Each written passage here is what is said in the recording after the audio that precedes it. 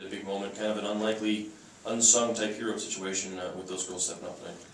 Well, I remember back early in the fall, before our season ever started, in an interview that I did in our media room in Diddle, that I talked about the fact that we really don't have a superstar on this year's team. We've got a good team, but that we felt like this year's team was going to be really comprised of different individuals that were going to step up on different nights. With Denver, you know, we knew from our previous game they really exaggerated how much they sent the double team whenever the ball went in the post with any of our post players. So we knew that that was coming, and that's probably what was frustrating, is it took us a little while to really understand that in today's game. No matter how much we saw it on film last night, it took us a while today to get really used to that and understand that. But we knew that the opposite kick was going to be there, because when the high post dives, their weak side help is so good at getting in the paint and stopping that dive situation. We knew the opposite was going to be open. And then as we started switching some things up and running some different sets, it positioned both Hope and Vanessa at different places, but again with the same concept. Anytime the ball went into the block in the post, they were sending a double team, dropping the weak side help, and we were getting some open looks. And you know, you just got to give credit to those young ladies for knocking those big shots down. And now, you know, after as frustrating years you guys have had in a long while, you're right where you want to be. I guess you're 2 wins away from moving on. I mean, what's it feel like to now be in a semifinal? You know, after all the frustrations, and now to be here where you were last year and where you've been before, and have a chance to do something special here.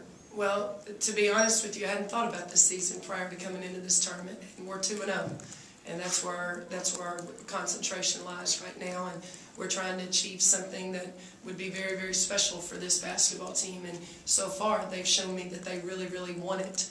We've got a tough opponent tomorrow with Arkansas State, and they're playing very well, coming off of a big win today themselves. But they're a very good basketball team. We saw that early in the conference season when we went to Jonesboro. And they create some things with what they've got. I think Scott's one of the best post players in the league. She's athletic, she's big, she can score around the basket. But then they've got really a lot of athleticism on the perimeter to go with her. So, you know, and Brian just does a great job. He knows what he's doing coaching. And it's always a battle when WKU and Arkansas State play each other. But I like the fact that we're where we are. We're going into tomorrow. Matt Harris, Arkansas Democratic Gazette. Can you talk a little bit more about that matchup? I know that the perimeter players really had some shot making going on. They started off 70% from the floor today. They had some looks yesterday from the three-point line. How does that change what you do against them tomorrow, knowing that they have that kick-out chance now, and Scott can now do some more things in terms of finding shooters moving?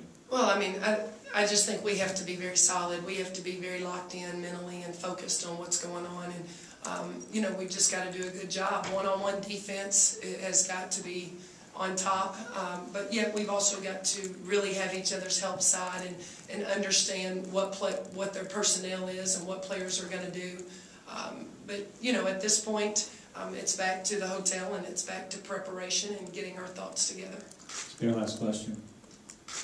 Coach, it seemed like this was the second game in a row. You guys got some kick-out threes from the post. I wonder, Arnika didn't have maybe her best game production-wise, but just how important was she in the second half, at least, in terms of knowing where the double team was coming from and kind of knowing where to get to? Because it wasn't just kick-outs. I mean, you guys got some passes within the post that led to layups, both, you know, from Arnika to Arnika and so on. Well, I think first that shows how unselfish Arnika is. She's not afraid to give the ball up, and with her rebounding, she ended the game with 6 rebounds, 3 offensive, 3 defensive.